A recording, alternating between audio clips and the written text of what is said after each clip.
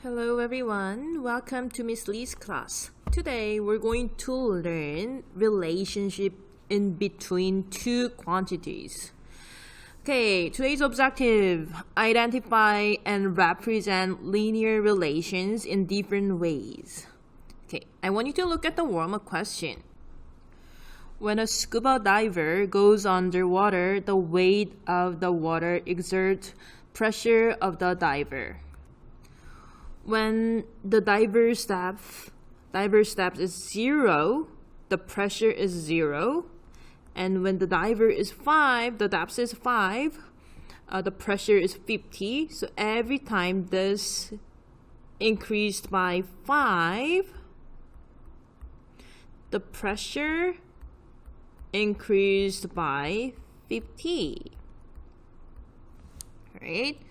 So if you draw a graph, it shows a linear pattern, a linear relation. Okay? So what pattern do you see in the table and in the graph? In the table, as the depth is increased by 5 meters, the pressure increased by 50 kilopascal, kPa. Okay, and the graph. This is linear relation. It's a straight line.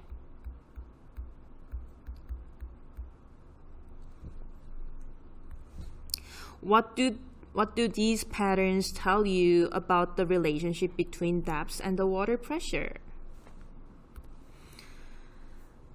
Because it has a constant rate of change in both variables,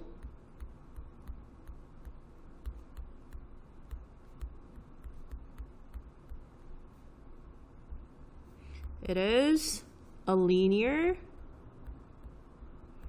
relationship.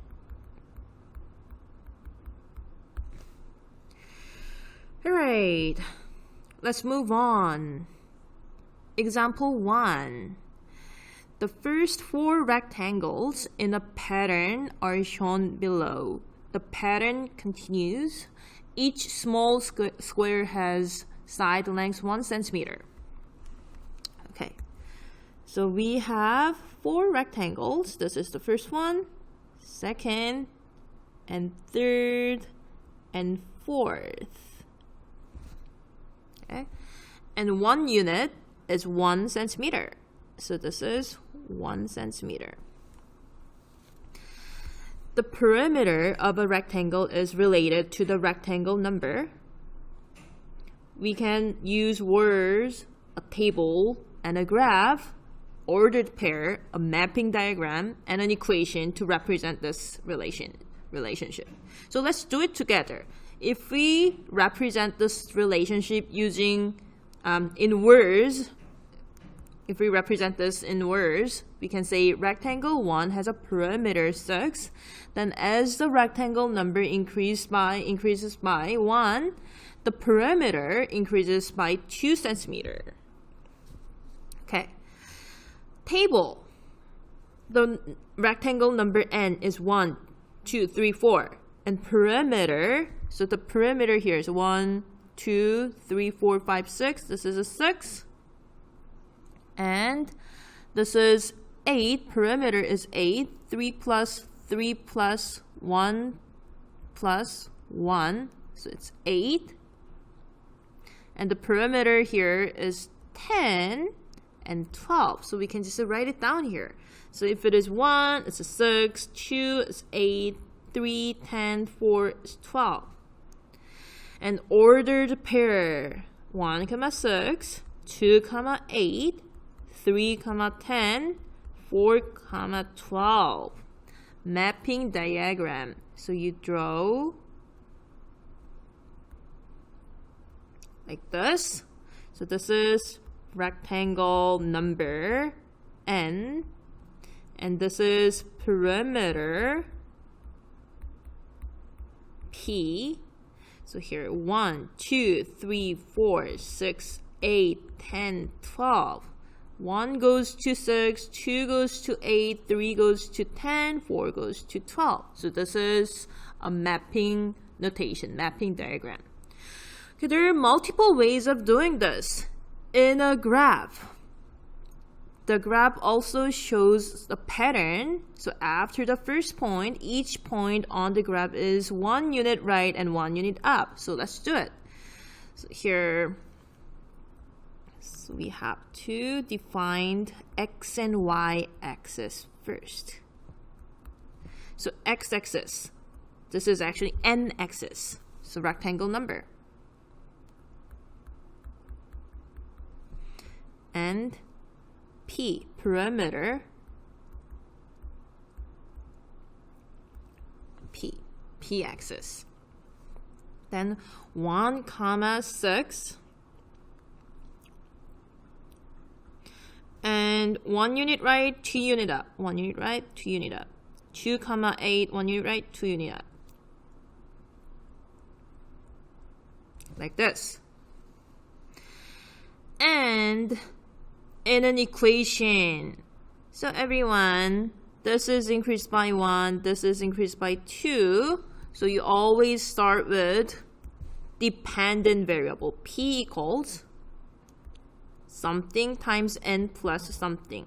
So since this is increased by 2, the rate of change is 2. So rectangle number is increased by 1, and the perimeter increased by 2. The rate of change is 2 divided by 1, right? So 2 divided by 1, so that's why it's 2. So 2 divided by 1 is 2. And we have to add something to make this equation true. So if we plug 1 here, we have to get 6. What number do we have to put in here? 4, right?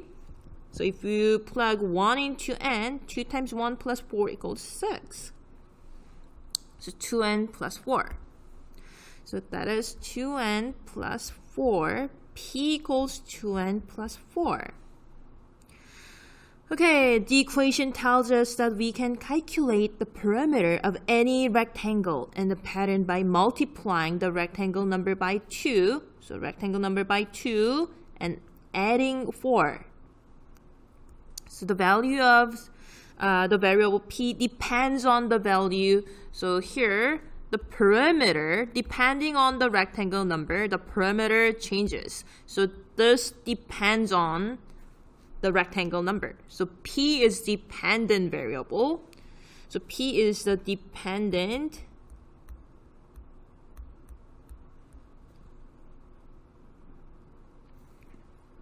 and n is independent variable. So independent variable n is plotted on horizontal axis. You say independent variable n is plotted on the horizontal axis. When two variables are related, we have a relation. So two variables, this shows a linear relation. So it's a linear relationship. Okay, let's look at example 2. Complete the table and graph the equation. Okay, we have an equation y equals 2x minus 5. So we're going to complete the table. Okay, if you plug negative 2 into x, then y equals 2 times, multiplication is hiding here, times negative 2 minus 5. So that is 2 times negative 2 is negative 4 minus 5. That is negative 9. And y equals 2 times negative 1 minus 5. So that is negative 2 minus 5. That's negative 7. So y equals 2 times 0 minus 5. So that's negative 5. So y equals 2 times 1 minus 5. That's 2 minus 3. That's negative, 2 minus 5. That's negative 3. y equals 2 times 2 minus 5. That's 4 minus 5, which is negative 1. Okay? So we can do more. We can do 3 and 4. And y equals 2 times 3 minus 5. 6 minus 5 is positive 1. Y equals 2 times 4 minus 5. That is 8 minus 5, which is positive 3. So 1 and 3. So we completed the chart. And let's draw it. Here's the x-axis. And here's the y-axis. Okay, now we're going to plot it. Negative 2 comma negative 9. This is a little bit outside of the grid. Negative 2 comma 9. Negative 1 comma 7 is here. And 0 comma negative 5 is here. 1 comma negative 3 is here. So it goes to 1 unit right, 2 unit up, 1 unit right, 2 unit up, 1 unit right, 2 unit up. It goes on and on and on like this, right? Okay. Connect the points on the grid and extend the line at both directions with arrows at the end. So we're going to connect the dots, join the dots. The reason we are joining the dot is we can also plug in other numbers in between 2 points. For example, we can plug in negative 1.5 or 0.3, other decimal numbers in between 2 points. So there will be more points in between 2 points. So we are joining the points and put arrows in both directions. Alright? Okay. Find the value of y when x equals 6 using the graph. So let's use the graph. So we have 6 here. When x is 6, let's find y value. That is 7. Right? So when x is 6, y value is 7.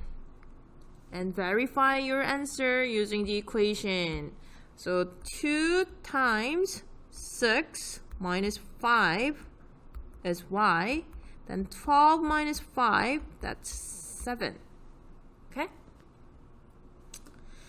Alright. Do you guys understand how to draw the graph? And how to complete the chart? How to find y value when x value is given? Alright, let's move on. Next equation, y equals x squared minus 6. Okay, then to find the y value, we're going to plug 4 into x, then x squared minus 6. That is 16 minus 6, which is 10.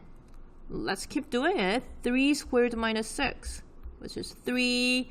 2 squared minus 6.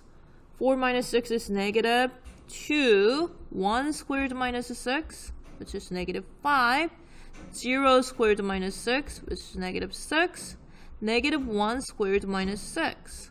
Negative 5. Negative 2 squared minus 6. Negative 2. Negative 3 squared minus 6. Positive 3. Okay? So let's rewrite everything. 3, negative 2, negative 5, negative 6, negative 5, negative 2, and 3. So let's plug in negative 4. Negative 4 squared minus 6. 16 minus 6 is 10. So everyone, when you plug in negative number, don't forget to put bracket around it, right?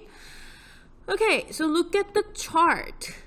Do you think this is a linear relation? Why or why not? What do you think? Every time x is decreased by 1, what happens to y? So this is decreased by 7, 5, 3. So it's not really constant rate of change, right? So it's not a linear relation. So we say No, not a constant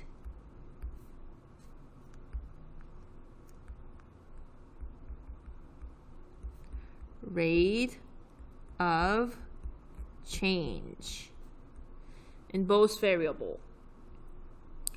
Alright, so this is not a linear relation. So we're gonna figure out what it looks like. So 4 comma 10. 4 comma 10 is here. 3 comma 3 is here. 2 comma negative 2 is here. And 1 comma negative 5 is here. And 0 comma negative 6 here. Negative 1 comma negative 5 here. Negative 2 comma negative 2 here. Negative 3 comma positive 3. Negative 3 comma positive 3 here. Negative 4 comma 10. Okay, so we drew it, and we're going to join the point.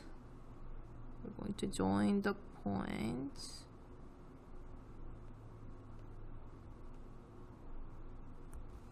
It is a curve. Don't forget to put arrows in both directions. And again, the reason why we're joining the points is because we can find more points in between. So for example, you can also plug in 3.5 to find the points in between 3 and 4, right? So there will be more points in between 2 points. So that's why we're joining the points. Okay, so we have a nice curve here. So it's like a U shape. And we call this kind of shape a parabola. And we are going to learn this. This is a quadratic function. We're going to learn this next year in grade 11. So we're not learning this yet. But you should be able to draw it at least by using a chart. So find the point, plot the point, join the points, and put arrows in both directions. Alright, everyone? So this is not a linear relation. Let's move on. Now we have y equals 5. Y equals 5. Where's x, everyone? There's no x here. When you see y equals something, this means whatever the x value is, y is always 5. When x is negative 2, y is 5. When x is negative 1, y is 5. 0, y is still 5. 5. 3, 4, y is always 5. Okay, let's plot it. Here, x-axis, y-axis. Okay, negative 2 comma 5, negative 1 comma 5, 0 comma 5, 1 comma 5, 2 comma 5, 3 comma 5, 4 comma 5, goes on and on and on. And we're going to join the point and put arrows in both directions. Okay, so this is how you draw y equals 5 graph. So y equals something, say k, y equals k. This is a horizontal function, horizontal graph. Okay? And this is also a linear relation because it has a straight line. So it's a linear relation, horizontal graph. And what about this? When y equals something is a horizontal graph, what do you think about x equal to something? Is this also a horizontal graph, or do you think this is something else? What do you think, everyone? This means x equals -4 means whatever the y value is, x is. So regardless what y value you have, x is always -4. So there's a mistake here. I should have put -2, -1, 0, 1, 2 over here. So whatever the y value is, x is always -4, -4, -4, -4, -4, -4, -4. So let's plot it. -4, comma, -2. -4, comma, -1, -4, comma, 0, 1, 2, 3, 4. So plot the points, and you know that this is a vertical graph. So x equals something is a vertical graph. Okay, does it make sense, everyone? All right, so that is it for today, everyone. You should be able to draw a horizontal graph and vertical graph. And using a table, you should be able to draw a curve and a straight line. All right? Okay, so everyone, thanks for watching, and I want you to start doing your homework. Bye.